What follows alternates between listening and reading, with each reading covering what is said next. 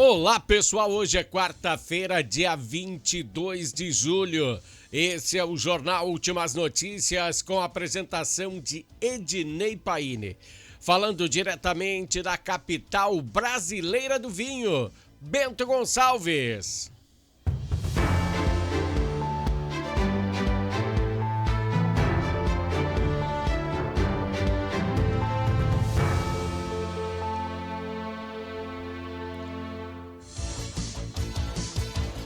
Pessoal, esse é o Jornal Últimas Notícias. E vamos iniciar com o bloco Entendendo a Política, como fizemos todos os dias na semana. Vamos debater hoje o Estado Democrático de Direito, pois ele não é respeitado aqui no Brasil. São tantas as inconsistências que eu posso te provar que Jair Messias Bolsonaro está preso injustamente.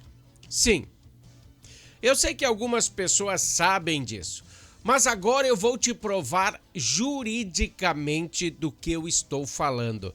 E sem sombra de dúvidas, isso é uma verdade. Pois quando a gente desconfia, a nossa desconfiança não vale de nada se não temos como provar. Se desconfiamos das urnas eletrônicas, elas não valem de nada se a gente não tem algo palpável para apresentar. Se o México tentou usar as urnas eletrônicas e porque ele achou algumas falhas nelas, não quer dizer que eu discorde disso. Isso é um problema deles. Se os Estados Unidos não usam urna eletrônica pelas mesmas convicções, o problema é deles. Se eles não confiam no nosso sistema de verificação de votos sem ter uma comprovação impressa, aí o problema é deles. Nós aqui no Brasil temos que confiar nesse sistema. Somos obrigados a confiar nesse sistema. Ninguém tem certeza de nada. Um sistema que é fiscalizado por pessoas que não sabem explicar o grau de segurança de uma urna eletrônica, não sabem explicar para a população, não explicam direito como ela funciona, dizem que ela é muito segura, que ela tem altos graus de segurança no mundo. Dizem que isso é certo e falam de boca cheia, que não tem como fraudar, pois é um sistema que não usa internet. Então eles esqueceram de me explicar como sai o resultado da votação aqui de Bento Gonçalves, da cidade onde eu moro, e vai para a sala de conferências lá de Brasília. Será que é por pombo correio? São por essas inconsistências que temos que entender que ninguém explica. Eles não dão umas explicações esdrúxulas, pois nem eles entendem o que eles estão falando. Tudo no meio da informática, mas isso eu posso garantir, que tudo no meio da informática pode ser mudado, pode ser fraudado. Pois até a CIA teve problema com hackers. Você lembra? E as urnas eletrônicas não podem? Aqui no Brasil elas são usadas, você sabe desde que ano?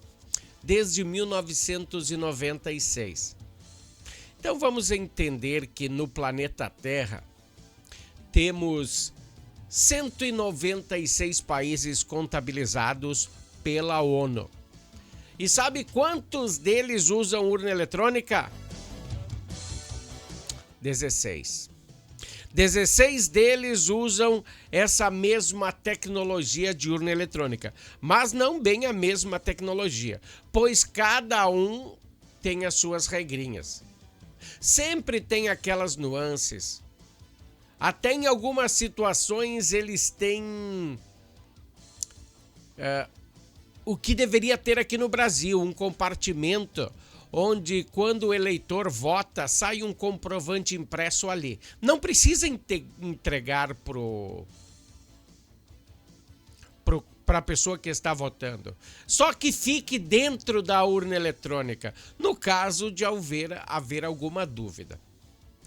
Lembre-se que um sistema que pouquíssimos países no mundo utilizam, aqui no Brasil é impenetrável. Bom, fugimos da pauta, né? Fugimos da pauta, mas foi só para contextualizar que as urnas eletrônicas são desacreditadas por grande parte do mundo. Mas aqui no Brasil não, é um sistema mais seguro do mundo. Então, voltando à pauta, vou mostrar a vocês o que eu posso provar. Que essa prisão do ex-presidente é inconstitucional. Será que a OAB não vê isso que eu vou falar para vocês? Espero que vocês vejam. Será que todos estão cegos? É uma falta de caráter muito grande que eu estou vendo. Bom, deixa eu te explicar. Simplesmente é possível lembrar que quem condenou Lula, você lembra? Sim, foi Sérgio Moro. Sérgio Moro. Mas o que aconteceu depois que Sérgio Moro condenou Lula? Ele foi nomeado ministro por Jair Bolsonaro. Isso causou uma falha muito grande no sistema, que resultou na soltura de Lula da cadeia. Esse foi um dos critérios que libertou o presidente Lula da cadeia, sabia? Jair Bolsonaro não devia ter oferecido um cargo público ao ministro Moro. Ministro na época, né? Agora senador. Bom, pois lá ele foi o ministro da Suprema Corte e o descondenou. Não inocentou, tá? E sim, essa foi uma das falhas no processo. Agora eu te pergunto, e a prisão do ex-presidente Bolsonaro foi investigada por quem? Começou pela Polícia Federal. Ok, Polícia Federal denunciou à Procuradoria-Geral da República, ao senhor Paulo Gonet, o homem de confiança de Lula e de Alexandre de Moraes, e foi julgado pela turma de Alexandre de Moraes, no Supremo. O delegado do inquérito, o nome dele sabe como é que é? Fábio Schor. Ele montou todos os elementos que foram utilizados na condenação de Bolsonaro.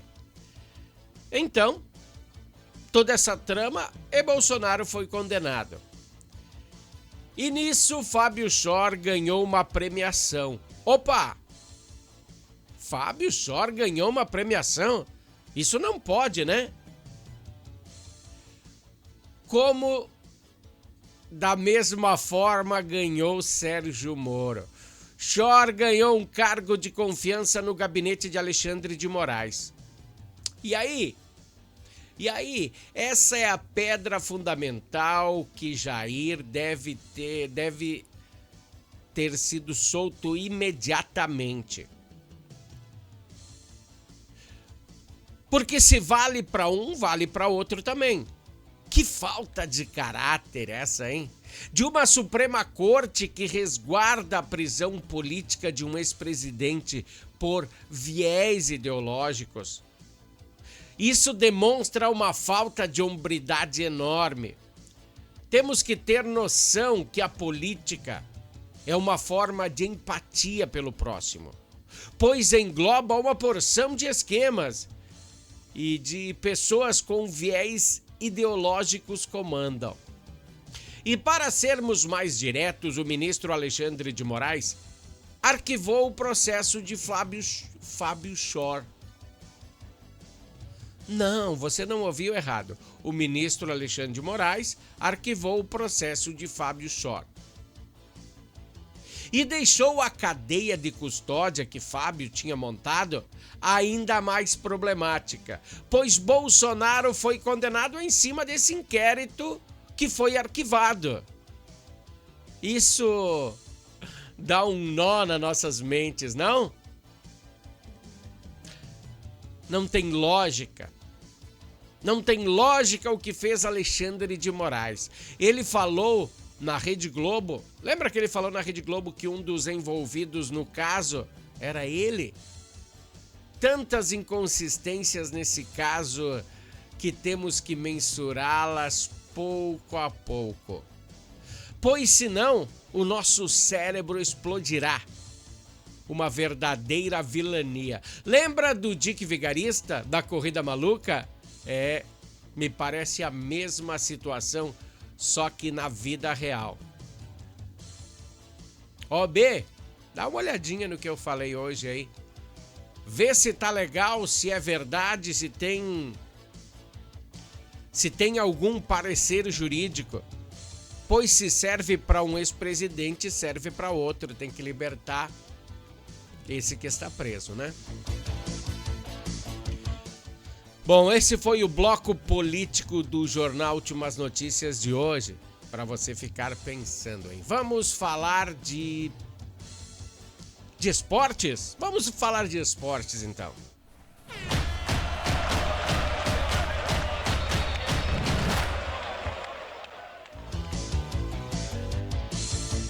Ontem foi noite do Inter, hoje é noite do Grêmio.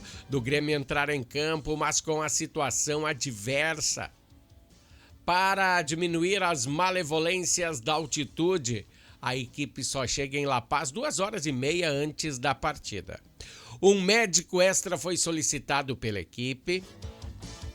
Alguns galões de oxigênio também farão parte desse itinerário. No momento da gravação dessa edição, o Grêmio está em Santa Cruz de la Sierra. É onde chegaram ontem à noite, né? Ontem à noite chegaram lá. O Grêmio vai jogar predominantemente de branco. Porque o Bolívar vai usar o seu tradicional uniforme azul celeste. Então, para não confundir aí, o Grêmio joga de branco.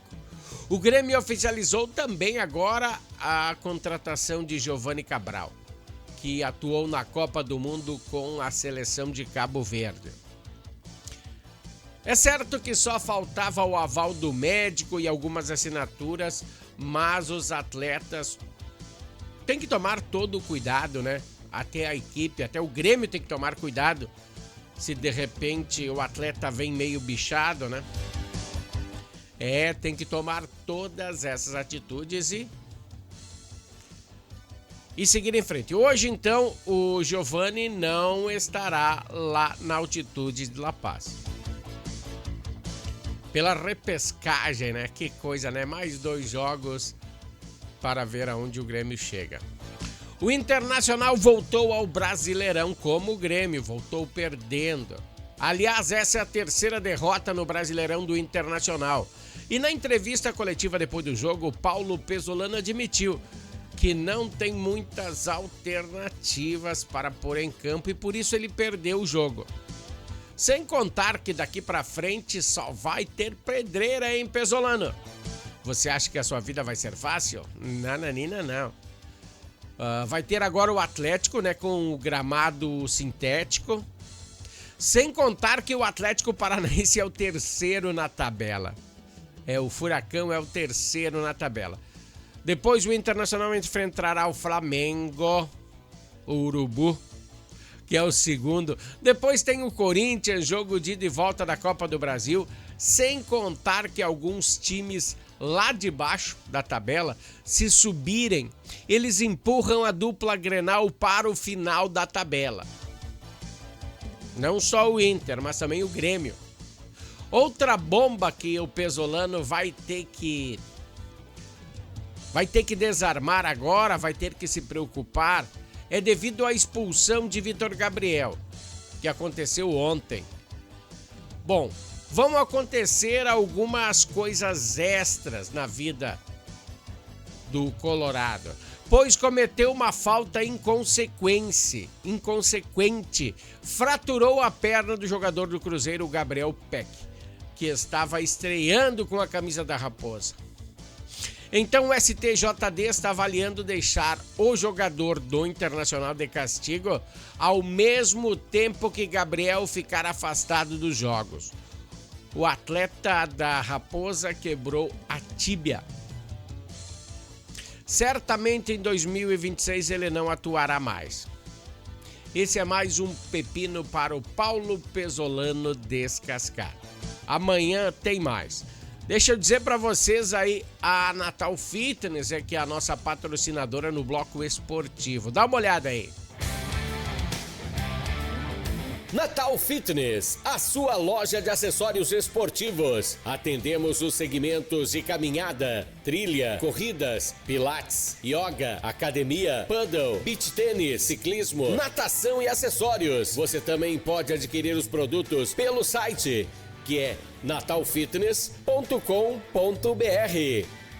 Aqui você acha só as melhores marcas: Lacoste, Lecoq Sport Life, Natal Fitness, Santois, Body for Shoes, Wilson, Fila e Nike.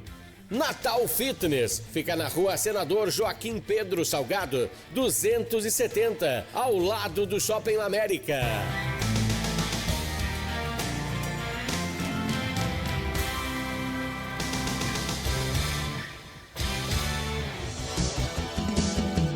É, pessoal, a Natal Fitness, que é o nosso patrocinador no bloco esportivo, fica aí bem ao ladinho do Shopping La América. Passe lá e veja aí, faltou algum acessório esportivo, uma camiseta, um calção.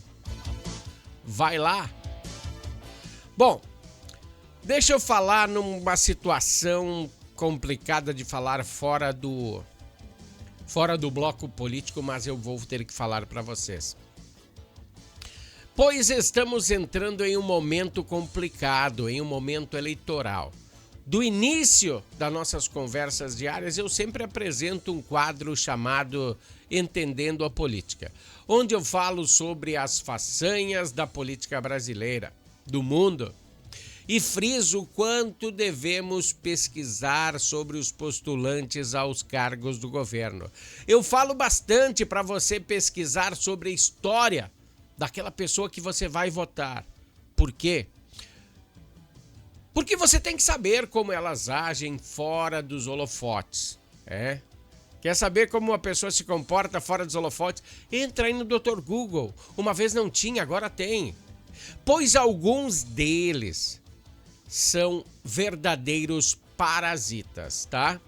Alguns dos postulantes aos cargos políticos são parasitas. Eles estão ali há anos prometendo a mesma coisa e não entregando solução nenhuma. E a respeito disso, eu tenho que compartilhar com vocês um vídeo que vai contextualizar uma dessas histórias que eu te falo. Provavelmente, este indivíduo que aparecerá aqui no vídeo, ele sairá como postulante a senador. Então preste atenção nessa reportagem e depois eu volto a falar com vocês e vamos debater sobre isso que ele vai falar agora. Sabe quantas pontes nós já reconstruímos no estado? 800. Aqui no estado do Rio Grande do Sul? 800 pontes no Rio Grande do Sul. Isso é um número alto. 800 pontes. É um número Tem cidade que eu já inaugurei 24 pontes. Opa. Porque nunca teve uma enchente parecida com essa. Nada. E o pessoal aqui, às vezes, não tem a dimensão no interior, do estrago que foi, né? A maneira como essa água devastou, né, o estado do Rio Grande do Sul fazer ainda, né? E hoje cheguei agora de Cachoeira do Sul. Opa. Nós entregamos uma grande ponte hoje lá do Jacuí. Uma ponte que o ministro do Transporte estava comigo lá, né? A ponte do Fandango, sim, né? Para quem é do interior conhece, lá no Jacuí. Bom, pessoal, tive que interromper, né? Porque perceba bem, no estado nós temos 497 municípios. Os mais atingidos, os que mais sofreram foram os nossos aqui do Rio das Antas, o Jacuí, esses municípios ribeirinhos aqui, Mussum, Santa Teresa. Eu não sei o que este homem, este indivíduo está falando. 800 pontes, 497 municípios nós temos no estado. Ele já inaugurou 800 pontes? Pá, faltou com respeito à minha inteligência, né? Lembrando que um acesso importantíssimo aqui da nossa região está destruído desde 2023. A ponte que ligava Bento Gonçalves a São Valentim é uma estrutura que anda a passos de tartaruga. O Dyer disse que ainda esse ano vai entregar. Mas eu acho que ainda falta alguns aditivos que não foram concluídos. Esta vai demorar um pouquinho mais. Mas o que esse homem vem a público falar é complicado. Então, somente ontem chegou essa informação que Paulo Pimenta afirmou que o governo, sobre a gestão do petista Luiz Inácio Lula da Silva, já entregou 800 pontes reconstruídas no Rio Grande do Sul desde as enchentes. Só se ele largou 2 pedaços de tronco em cima de um rio. Porque nem aquela ponte de ferro eles não fizeram. A galera se juntou, arrecadaram uma grana e fizeram essa ponte de ferro em 60 dias, sei lá, menos. Para nós, desde 2023, essa está sendo planejada, está sendo executada. Segundo o parlamentar, as obras fazem parte de uma ação de reconstrução de infraestrutura nos municípios atingidos na maior tragédia climática da história do estado. Pimenta destacou que há cidades que receberam um grande número de intervenções. Bom, aí eu vou deixar para vocês pesquisarem. Mas ele está duvidando da minha inteligência. Porque agora que estão em campanha política, eles vêm te oferecer até as calças. E na hora de te entregar, nada feito. Bom, temos que respirar, né? Porque a coisa é feia. Também temos que falar desse problema decorrente aqui na capital do vinho. Temos que falar sobre isso, né? Do conserto de uma adutora de água, de abastecimento em recuperação nessa quinta-feira. Quinta hoje, né? Hoje de manhã, dia 23, né? Parte dos moradores de Bento Gonçalves tiveram oscilações, ainda devem ter oscilações no fornecimento de água em relação à baixa pressão nas redes, né? O sistema de abastecimento está em recuperação. A galera tá arrumando, né? E deve se normalizar gradativamente durante o dia de hoje. Durante a madrugada, os técnicos trabalharam no reparo de uma canalização de grande porte, que é uma adutora, que se rompeu na rua Frederico Antônio Grando, no bairro Planalto. A tubulação transporta água aí do rio Burati para o tratamento, para a estação de tratamento aí na Cidade Alta, no bairro Planalto. E então você deve ter algumas oscilações. Alguns bairros da cidade, né, até os mais longínquos. Outras informações você pode ter nos canais de relacionamento da Corsã. Olha, não tem água, vai no app da Corsã. Tem o cliente.corsã.com.br, o WhatsApp, que é a ligação gratuita, né? E o 800 0646 6444, ou as videochamadas na corsã.com.br. Então tá, pessoal, vamos a um pequeno intervalo, da Harmony. Deixa eu ver onde tá a Harmony, aqui nós voltamos em seguida. Harmony Sonorizações.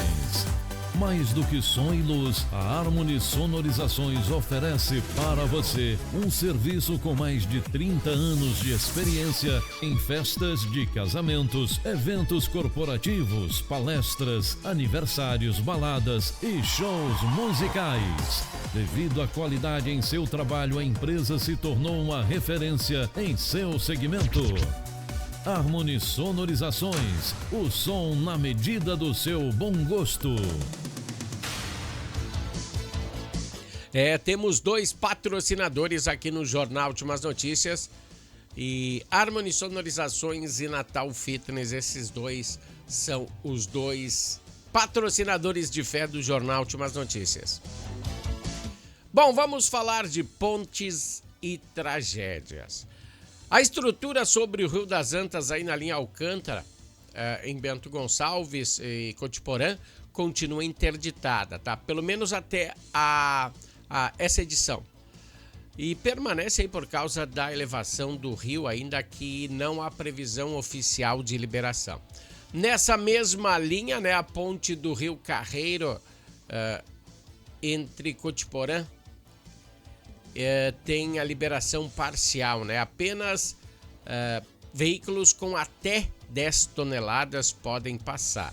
A administração municipal de Cotiporã, em conjunto com a Defesa Civil, informou que a ponte do Rio Carreiro foi apenas parcialmente liberada para o tráfego, né?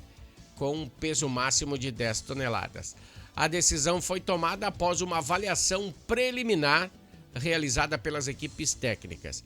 Apesar da liberação, o trânsito segue com restrições, devido às avarias identificadas na lateral da estrutura. Uma análise técnica mais detalhada ainda será realizada aí para definir as medidas necessárias para as condições da liberação total. A BR-470 entre Bento e Veranópolis está aberta normalmente em sistema de pare e siga. Mas até esse momento, tá, pessoal? Até esse momento. Agora nos chega a informação aí que um idoso morreu após se afogar no rio Taquari hoje de manhã, nas proximidades da ponte em construção aí, que a gente já falou, a ponte aí de Santa Bárbara e Santa Teresa. A identidade da vítima ainda não foi divulgada. Conforme as informações iniciais, o homem estava em uma pequena embarcação, ele e seu filho, e por motivos desconhecidos ele caiu no rio, de repente bateu em alguma coisa, ou algum tronco bateu na embarcação, num caico, sei lá, e caiu na água, né? Daí ele faleceu, foi retirado da água por seu filho mesmo, que estava junto na embarcação. E antes da chegada da equipe de emergência, o Corpo de Bombeiros de Bento Gonçalves e o Serviço de Atendimento Móvel de Urgência foram acionados. Os socorristas realizaram manobras de reanimação no local, mas a vítima não respondeu aos procedimentos. O óbito foi confirmado ainda nas proximidades do rio. Fica aí os nossos sentimentos aos familiares e amigos do idoso. Em relação à segurança pública aqui, a Guarda Civil Municipal de Bento Gonçalves, na noite de ontem, quarta-feira, capturou um homem de 67 anos que estava foragido da justiça aqui no distrito de Faria Lemos, interior de Bento Gonçalves. Tá aí ele chegando aí na delegacia. A ocorrência teve início após a guarnição avistar um veículo que estava sendo utilizado pelo homem. Sabendo da existência de um mandato de prisão em seu desfavor, os agentes realizaram a abordagem e, após a consulta ao sistema, constataram que ele se encontrava em condições de foragido da justiça. Em razão da ordem expedida pela primeira vara da comarca de Bento Gonçalves, o veículo que o homem conduzia apresentava algumas irregularidades administrativas e foi removido ao depósito credenciado do Detran. O homem foi conduzido à Delegacia de Polícia de Pronto Atendimento para os procedimentos cabíveis e, posteriormente, permaneceu aí à disposição da Justiça. Deixa eu tirar a minha imagem da frente aqui, ó. É uma animação, né? É uma ilustração que você tem no fundo agora, mas que revela um problema coletivo. Talvez você não saiba, mas é um problema que há muito tempo acontece aqui em Bento Gonçalves em uma empresa muito grande. A Isabela, ou a M. Dias Branco. Ela tem um problema que poucos prestam atenção, que é a parada de ônibus em frente à empresa.